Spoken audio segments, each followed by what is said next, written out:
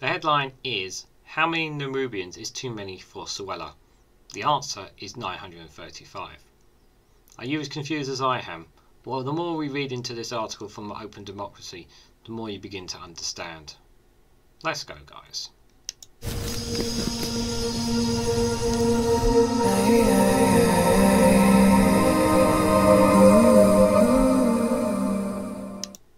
Good morning, good afternoon, good evening, guys, wherever you are in the world. This is REGANELITE here with an article from Open Democracy. The headline is, how many Namibians is too many for Suella? 935. Now, straight off the bat, I'm going to mispronounce words, so I apologise in advance. Home Secretary claims residents of Dominica, Honduras, Namibia, Timor-Leste and Vanuatu are abusing visa-free travel. Yeah, that's right. She wants to restrict visa-free travel for these poor nations. No, I'll kid you not, guys. The last week of Parliament is famously a good time to bury bad news, but Suella Braverman has made little to hide her latest attack on black and brown people. The UK Home Secretary announced changes to the immigration rule on Wednesday that appears to serve only one purpose: revoking visa-free travel for residents of a handful of small black and brown majority countries. Making the announcement, Braverman claimed people from Dominica, Honduras, Namibia, Timor-Leste and Vanuatu were abusing visa-free travel, which is one of the only remaining legal routes to claim asylum in Britain.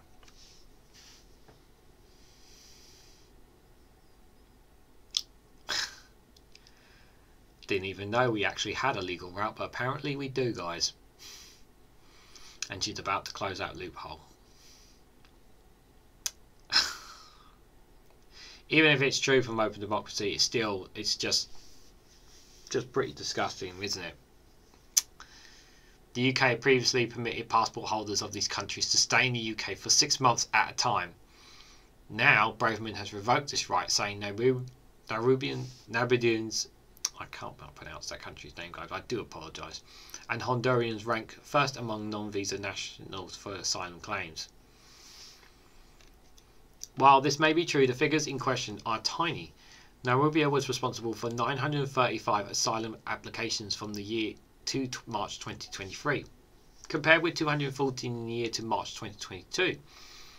While Honduras had 919 for the year to March 2023, up from 417. Home Office data also appears to show just 149 rejected asylum claims from Namibia for the whole of 2022, and just 70 rejections the same year for Honduras. These are tiny numbers. These are tiny numbers. Why are we making a big deal out of this? It just feels like just to say, look, we're cracking down on immigration over here. What about the migrants crossing the channel? No. We're cracking down on them. We're stopping these people. This woman is just vile. She really, really is. My mother, a Namibian citizen who came to the UK twice in 2019, wants to be present for my graduation and again to spend the Christmas holidays with me. She did not overstay her welcome and simply returned to her life after visiting me. We have been apart for 6 years. I needed to pay for a visa. I would have been unable to share one of the most significant days of my life with her.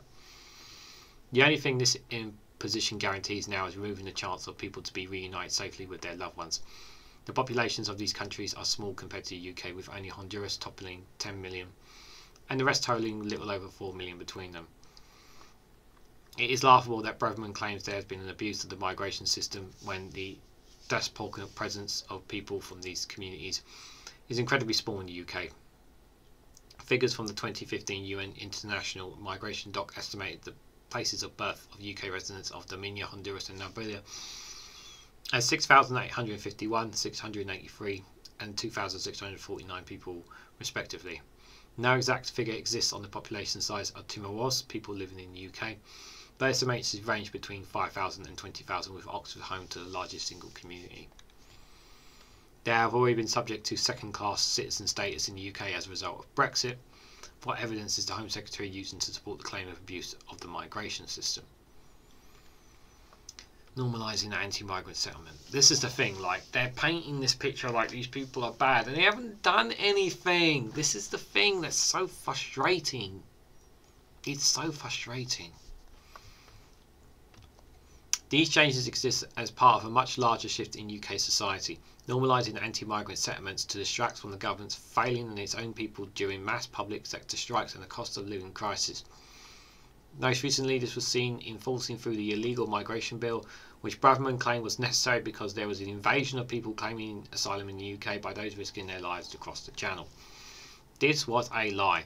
The estimated number of migrants crossing for 2023 so far is just over 14,500 short of the 15,280 arrivals recorded this time last year. Overall, 45,000 people made the journey in 2022, but none of these numbers matter because no one is illegal. The idea that someone's ability to move across borders, access or participate in the social, political, economic and cultural realms of society, that someone needs to prove their legality through documentation, jump through hoops and qualifiers to verify their citizenship and justify their humanity is absurd. So apologies, but right on. I don't know what more to add really on that point. Even though the government has previously claimed to support safe and legal routes for those seeking asylum here, it has made these reforms to embody the UK status as a nation with oppressive borders. As many of us as migrant organisers have been screaming for years, it has never been about safety or legality, but about the power to stop people exercising their right to travel freely, regardless of whether they face persecution or indeed rightful seeking asylum. In the coming years, we will witness the horrific and preventable impacts of these callous, racist and nonsensical immigration laws. More will be forced into precariously using smugglers to get themselves here, travelling through even more unsafe and unpredictable routes, and dying needlessly as more people wake up to the lies that have been sold by this government.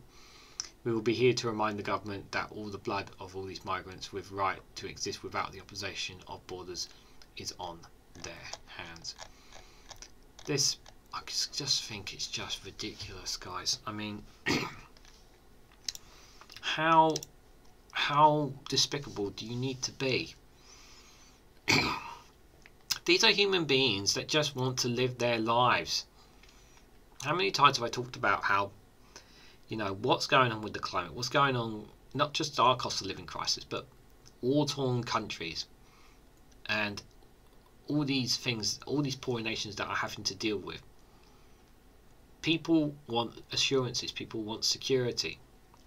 And you keep hearing this rhetoric of, well, they've already got, they can claim asylum where they are, they can claim asylum where they are. Well, they don't want to claim asylum there, they want to come to the UK, they want to make a difference, they want to work, they want to pay their taxes, they want to contribute. They have friends and family here. Why are we denying that? Why are we so keen to deny people a simple basic human right that you and I have? Simply by the skin of their colour or the nationality that they were born under. There's nothing equal about any of this. This is pure racism. Nothing more, nothing less. Typical pure racism. And what's more vile is this is from a woman who should know what it's like to feel that. And I don't understand her position, why she's so into this. I don't know how she can sleep at night with this rhetoric, with these antics. I really don't know how. It is so vile. It is so vile.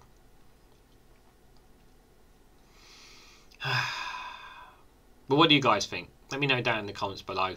Like, share and subscribe as always. Thank you very much for watching. And I will catch you all very, very soon.